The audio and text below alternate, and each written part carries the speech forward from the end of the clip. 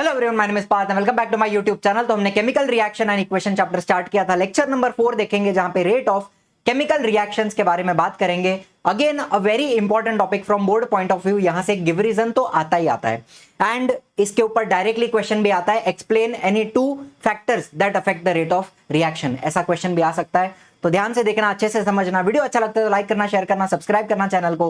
Target रखते हैं 1000 likes का। Also we have a live batch RM 5.0 जहां पे यूट्यूब के सारे अच्छे टीचर मिलकर आपको पढ़ा रहे हैं। जैसे मैं हूं गैलेक्सी मैम है, शुभम सर है, फुल टीम ऑफ टीचर्स है जो आपको सारे सब्जेक्ट पढ़ाएगी, English and semi English medium दोनों के।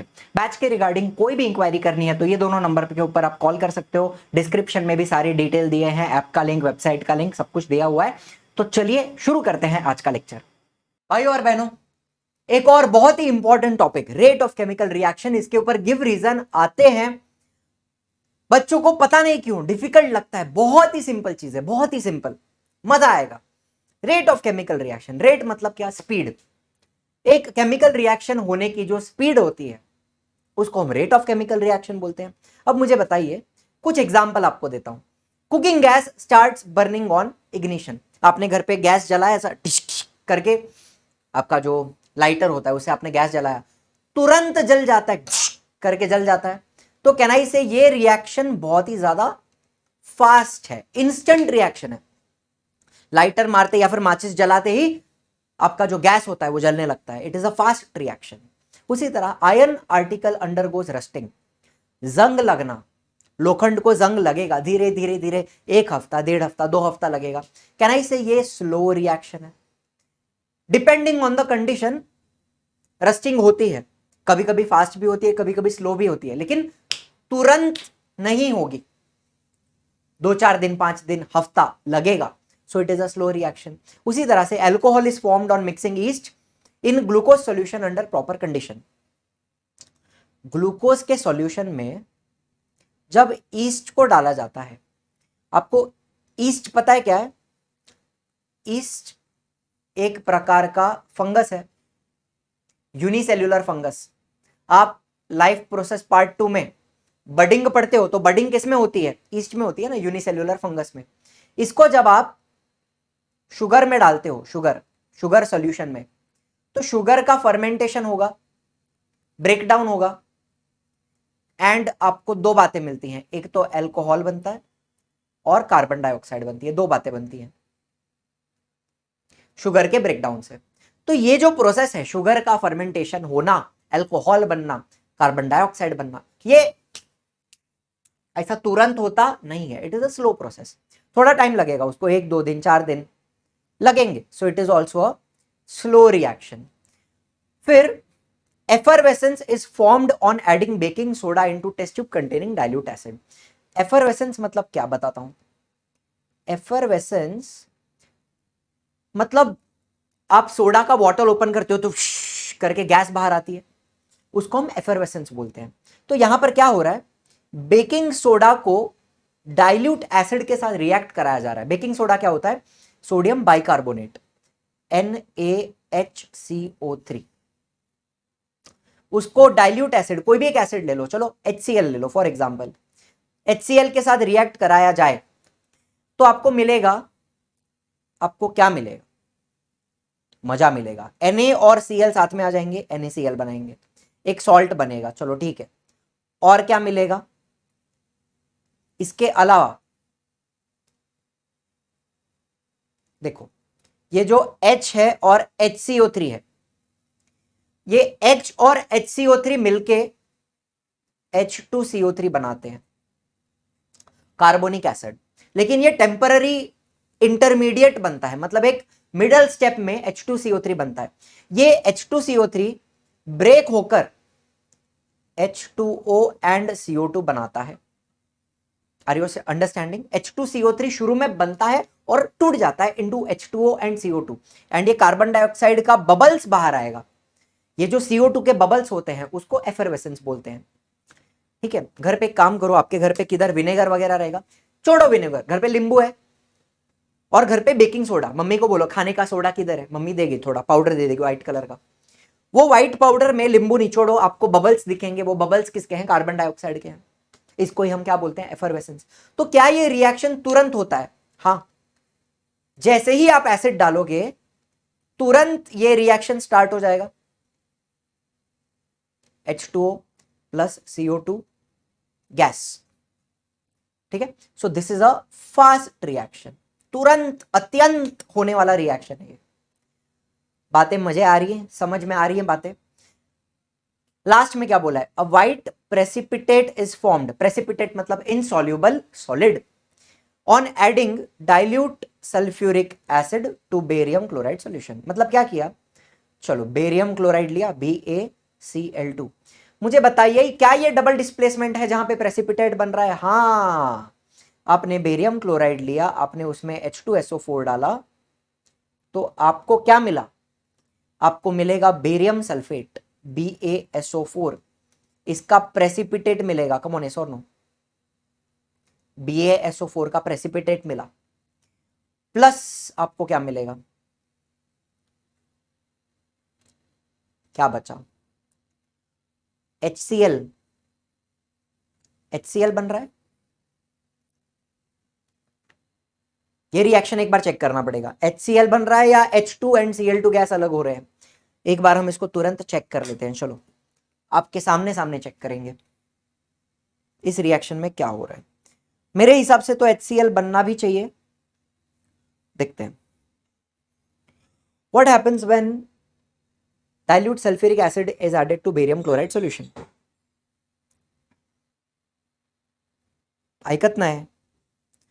What happens when sulfuric acid is added to barium chloride solution?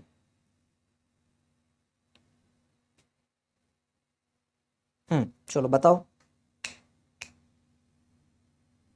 बरोबर है. बराबर है. चलो HCl बनता है, ये बात पक्की है.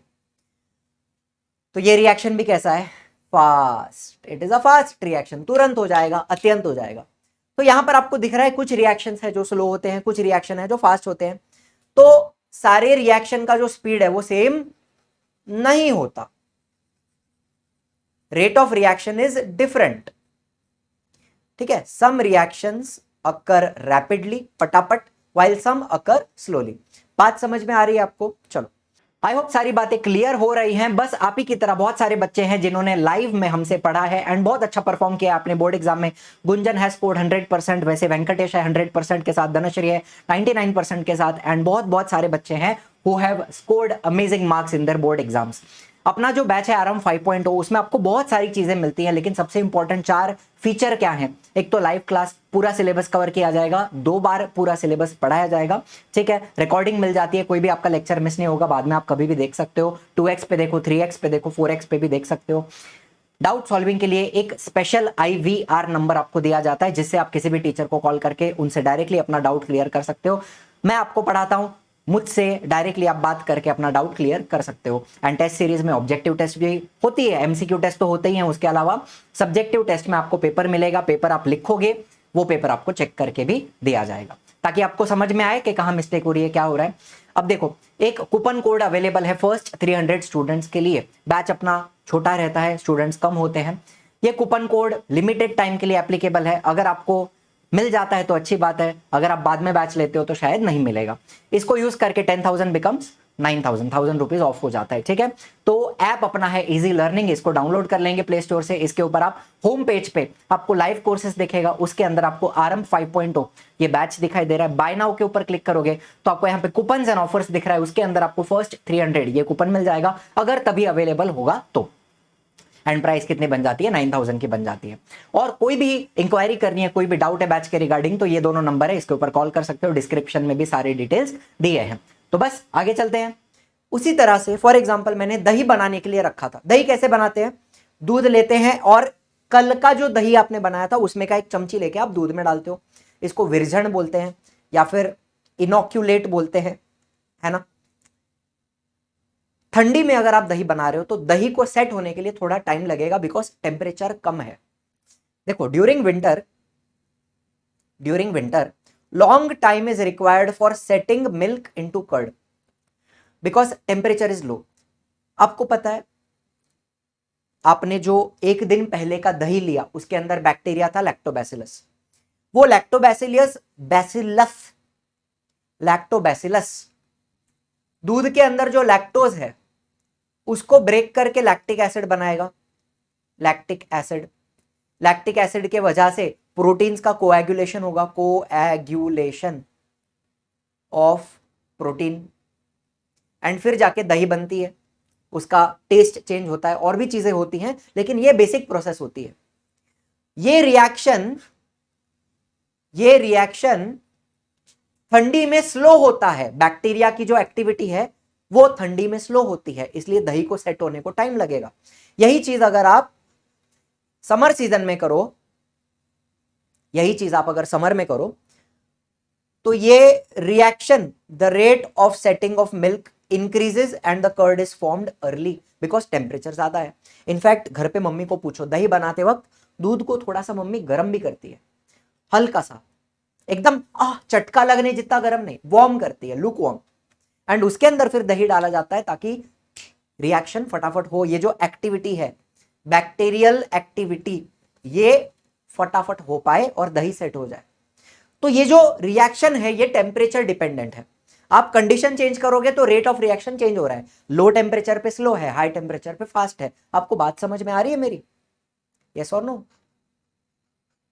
तो हमने क्या बोला है, same reaction can occur at a different rate, rate मतलब speed, on changing the condition. Low temperature पे स्लो हो रहा है, हाई टेम्परेचर पे फास्ट हो रहा है, ठीक है। सेम रिएक्शन की स्पीड आप चेंज कर सकते हो।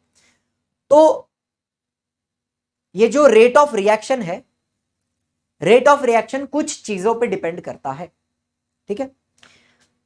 टॉपिक का नाम है factors affecting rate of reaction. Factors affecting rate of reaction मतलब कौन से फैक्टर्स हैं जिनके ऊपर रेट ऑफ रिएक्शन डिपेंड करता है। Number 1, nature of the reactant. ध्यान से समझना, नेचर ऑफ रिएक्टेंट क्या होता है।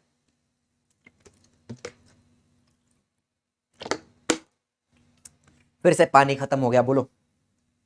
नेचर ऑफ द रिएक्टेंट, आपने 2 बीकर में डाइल्यूट HCl लिया, हाइड्रोक्लोरिक एसिड लिया हुआ है, ठीक है, same to same hydrochloric acid दोनों बीकर में लिया है।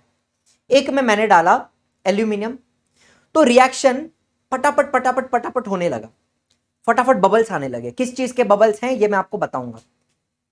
एंड दूसरे बीकर में मैंने डाला जिंक, तो रिएक्शन हो रहा है लेकिन थोड़ा स्लो हो रहा है, बबल्स धीरे धीरे फॉर्म हो रहे हैं। तो कहना इससे यहां पे रिएक्शन इज फास्ट और यहां पर रिएक्शन इज स्लो। तो ये किसके ऊपर डिपेंड कर रहा है, नेचर ऑफ द रिएक्टेंट। देखो रिएक्टिविटी सीरीज याद है, के, ना, ली, ने, कार, मांगी, ऑल्टो, जेन, फरारी। तो मुझे एक बात बताओ, यहां पे आपको दिख रहा है एल्यूमिनियम, उसकी रिएक्टिविटी जिंक से ज्यादा है। जिंक किधर है, ये है। एल्यूमिनियम की रिएक्टिविटी ज्यादा है तो उसका रिएक्शन फास्ट होगा, जिंक की रिएक्टिविटी कम है तो उसकी रिएक्शन स्लो होगी। ये कौन सी सीरीज है, ये रिएक्टिविटी सीरीज है। सबसे ज्यादा यहां पे पोटेशियम की रिएक्टिविटी है और सबसे नीचे होता है गोल्ड, AU। समझ में आ रही है बात? ये रिएक्टिविटी सीरीज हमने अभी देखी, मैंने आपको बताई थी, आगे जाके मेटलर्जी चैप्टर में भी पढ़ोगे, कोई बात नहीं है, ठीक है। चलो तो मुझे एक बात बताओ, अब ये रिएक्शन देख लेते हैं। जब एल्यूमिनियम HCl के साथ रिएक्ट करता है, देखो भाई ये सॉलिड है, आपको दिख रहा है सारा, स्टेट ऑफ मैटर भी लिखना है, एक्वियस है, HCl पानी के अंदर है, एक्वियस है। तो आपको एक तो मिलेगा AlCl3, aluminium chloride, aluminium and chlorine साथ में आ जाएंगे, सॉल्ट बन जाएगा एल्यूमिनियम क्लोराइड। एंड आपको हाइड्रोजन गैस के बबल्स, ये हाइड्रोजन बचा ना, इसके बबल्स आपको दिखेंगे। यहां पे आप एक अपवर्ड एरो दिखा सकते हो या फिर आप नीचे जी लग सकते हो, दोनों में से एक। दोनों लिखोगे तो बिन मतलब का हो जाता है, एक लिखना है, या तो जी लिखो या तो अपवर्ड एरो। बात समझ में आ रही है? रिएक्शन बैलेंस नहीं है, करोगे बैलेंस, करना चाहिए बैलेंस, आपको आना चाहिए बैलेंसिंग। चलो एल्यूमिनियम एक है, एल्यूमिनियम एक है, क्लोरीन इधर 3 दिख रहा है मेरे को, तो मैं यहां पे 3 लगाऊं, शुरू में लगा के देखा मैंने, फिर मुझे पता चला हाइड्रोजन 3 है और इधर हाइड्रोजन 2 है। अब क्या करें, एक तरफ ऑड नंबर है एक तरफ इवन नंबर है, तो मैं क्या करूंगा, ऑड को इवन बनाऊंगा। तो यहां पे 6 के जगह पे मैं 6 ले लूंगा, डबल कर दूंगा उसको। तो मुझे एक बात बताओ, तो मुझे यहां पे 2 लगाना पड़ेगा ताकि क्लोरीन बैलेंस हो पाए। 6 क्लोरीन हो गया ना ये, तो क्लोरीन को बैलेंस किया, एल्यूमिनियम को बैलेंस किया, एंड लास्ट में 6 हाइड्रोजन है तो इधर मैं 3 लगाऊंगा। कभी भी ऑड नंबर आपको दिखेगा, ऑड को इवन बना दीजिए, आपका रिएक्शन बैलेंस हो जाएगा। ऑड को इवन बनाना है, ठीक है। चलो, zinc plus HCl gives me ZnCl2 plus H2 gas. यहां पर भी अप एरो दिखा सकते हो आप। जिंक क्लोराइड बन रहा है, सॉल्ट बन रहा है, यहां पर बैलेंस करने के लिए सिर्फ यहां 2 लगाना है, दैट्स इट, बैलेंस्ड। चलो, कोई दिक्कत वाली बात है? नेचर समझ में आया आपको, मुद्दा समझ में आया? Aluminium is more reactive than zinc, therefore rate of reaction of aluminium is higher than zinc, ठीक। nature और reactivity of reactant influences the rate of chemical reaction. reactivity of the reactant, aluminium is more reactive, तो उसका reaction fast है, that's it। दूसरा मुद्दा क्या है, size of the particle of reactant. अब अगेन मैंने 2 टेस्ट ट्यूब में डाइल्यूट HCl लिया है, इसके अंदर मैं कैल्शियम कार्बोनेट डालूंगा। पहले वाले में मैं कैल्शियम कार्बोनेट का डायरेक्ट टुकड़ा डाल देता हूं। क्या डाला मैंने, एक टुकड़ा, बड़ा टुकड़ा पीस डाल दिया। एंड दूसरे वाले में आपके एक्सरसाइज में एक शाहबाद टाइल वाला, एक शाहबाद टाइल, इसका एक गिव रीजन है, pieces of Shahabad tile react slowly as compare to powder. तो शाहबाद टाइल का पीस मतलब क्या, ये कैल्शियम कार्बोनेट का टुकड़ा। शाहबाद टाइल क्या होती है, कैल्शियम कार्बोनेट होता है और कुछ नहीं होता। एंड वही चीज अगर मैं पाउडर करके डालूं, देखो टुकड़े का रिएक्शन आपको दिख रहा है, रिएक्शन स्टार्ट हो गया है, बबल्स बन रहे हैं, लेकिन उसका ही पाउडर करके मैं दूसरे इसमें डालूं तो रिएक्शन ज्यादा तेज हो रहा है, आपको दिखाई दे रहा है। जो आपका टुकड़ा है उसमें बबल्स धीरे धीरे आ रहे हैं, थोड़े थोड़े आ रहे हैं। टुकड़ा कर पाउडर करके डाला तो reaction is very very fast, reaction is very very fast. बात समझ में आई? तो यहां पे रिएक्शन क्या हो रहा है, क्यों ऐसा होता है, बिकॉज आपने पाउडर करके डाला तो can I say more surface area available for reaction. मतलब क्या सर? अच्छा, सिंपल एग्जांपल, आपने कभी चॉकलेट खा रहे, चॉकलेट मतलब ये वाली चॉकलेट ले लो, अल्पेनलिबे खाइए, अल्पेनलिबे का वो छोटा आता है, 1 रुपए का आता है ना, वो अल्पेनलिबे आपने खाया, आप उसको धीरे धीरे चाट रहे हो, पूरे पूरे अल्पेनलिबे को आप चाट रहे हो, तो मीठा मीठा लग रहा है लेकिन उतना मीठा नहीं लग रहा है। उसको आप ऐसा तोड़ दो, उसका पाउडर कर दो तो इतना ज्यादा मीठा लगेगा, तुरंत मीठा लगने लगेगा। क्यों? बिकॉज ज्यादा सरफेस एरिया मिल गया ना, तो सारा शुगर एक साथ आपने चूस लिया। Are you understanding?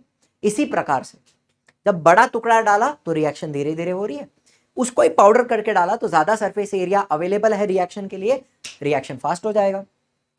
बढ़िया एग्जांपल है अल्पेनलिबे का, टुकड़ा खा रहे हैं, धीरे धीरे मीठा लग रहा है, उसका ही चूरा कर दिया, पाउडर कर दिया, फटाक से मीठा मीठा हो गया पूरा।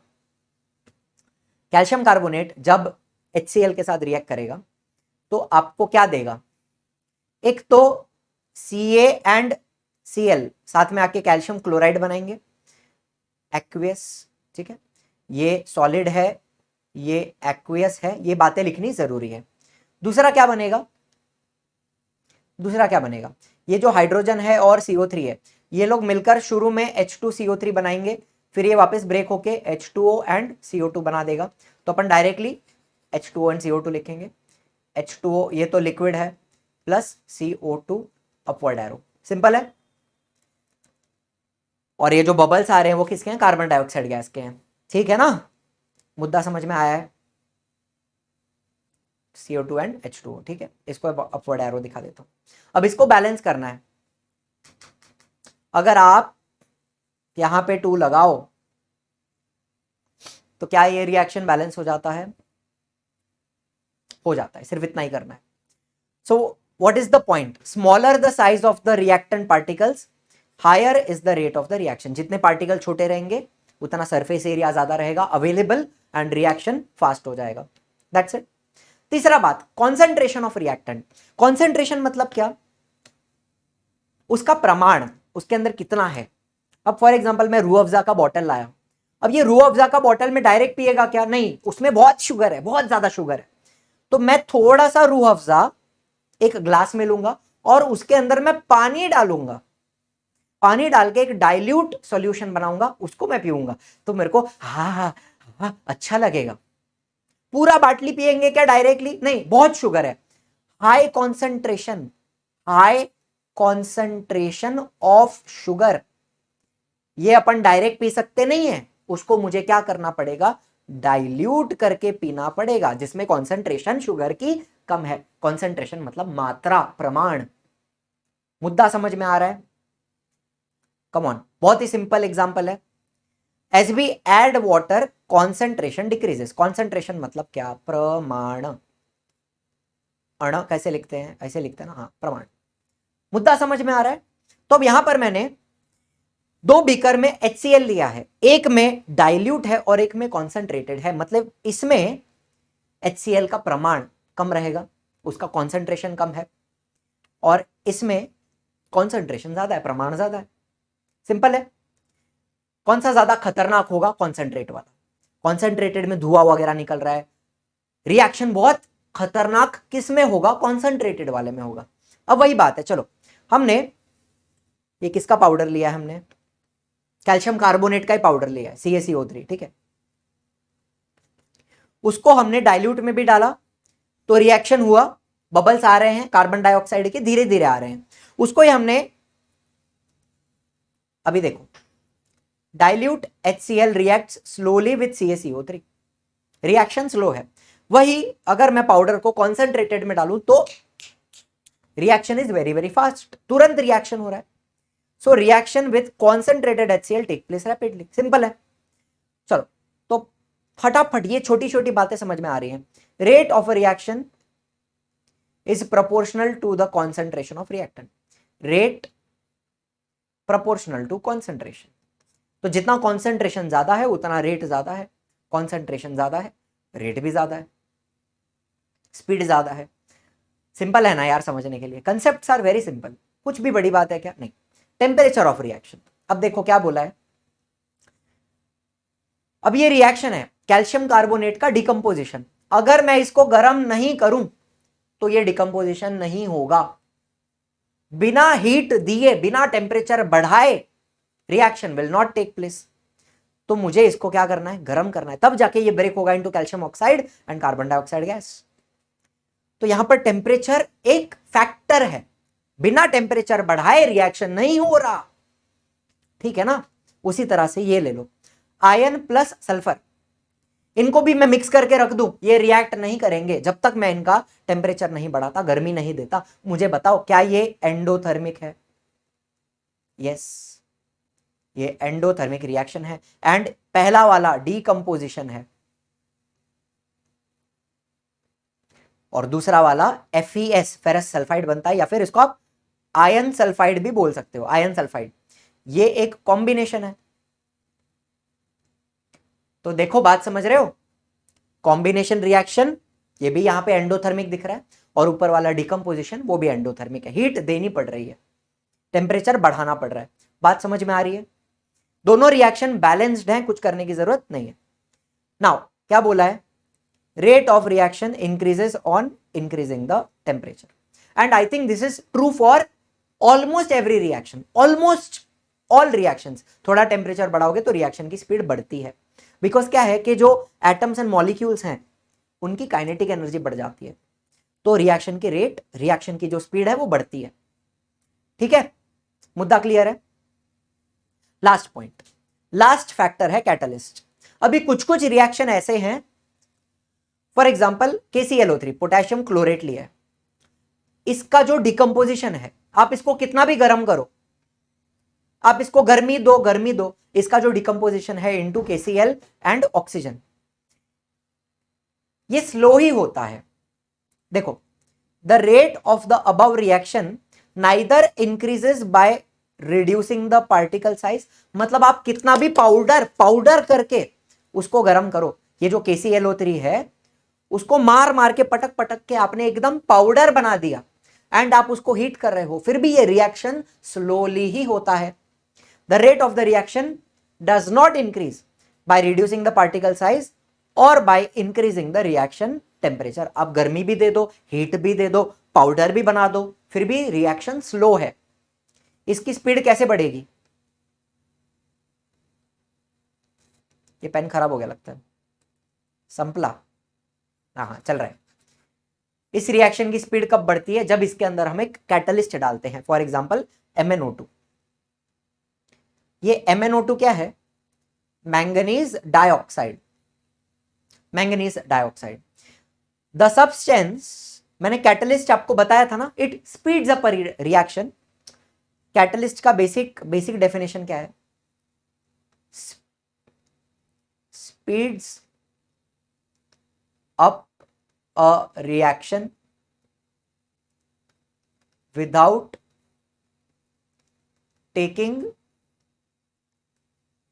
पार्ट इन द रिएक्शन में वो पार्ट नहीं लेगा। रिएक्शन की स्पीड बढ़ाता है लेकिन रिएक्शन में खुद इन्वॉल्व नहीं होता। ये जो मैंगनीज डाइऑक्साइड है, रिएक्शन के पहले जैसा है, रिएक्शन के बाद भी आपको वैसा ही मिलेगा वापस। कैटलिस्ट खर्च नहीं होता, कैटलिस्ट खुद रिएक्ट नहीं करता, वो सिर्फ स्पीड को बढ़ाता है। आपको मुद्दा समझ में आ रहा है? The substance in whose presence rate of chemical reaction changes without causing any chemical change to it, it is called as a catalyst। ठीक है? कुछ नेगेटिव कैटलिस्ट भी होते हैं जो रिएक्शन की स्पीड को कम भी करते हैं, ऐसे भी होते हैं। ठीक है? तो दो तरह के कैटलिस्ट हो सकते हैं, पॉजिटिव कैटलिस्ट जो स्पीड को बढ़ाते हैं without taking part, and negative catalyst जिनको इनहिबिटर भी बोला जाता है, जो रिएक्शन के स्पीड को मॉडरेट करते हैं, कंट्रोल भी करते हैं। ऐसे भी कैटलिस्ट हो सकते हैं।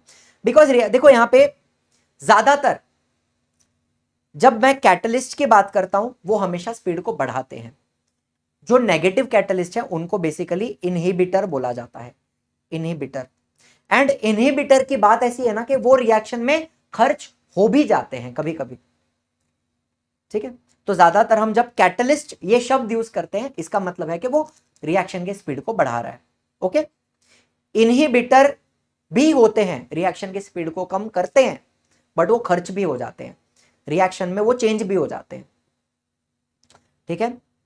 तो catalyst generally, in general, catalyst मतलब क्या? जो स्पीड को बढ़ाता है without taking part in the reaction.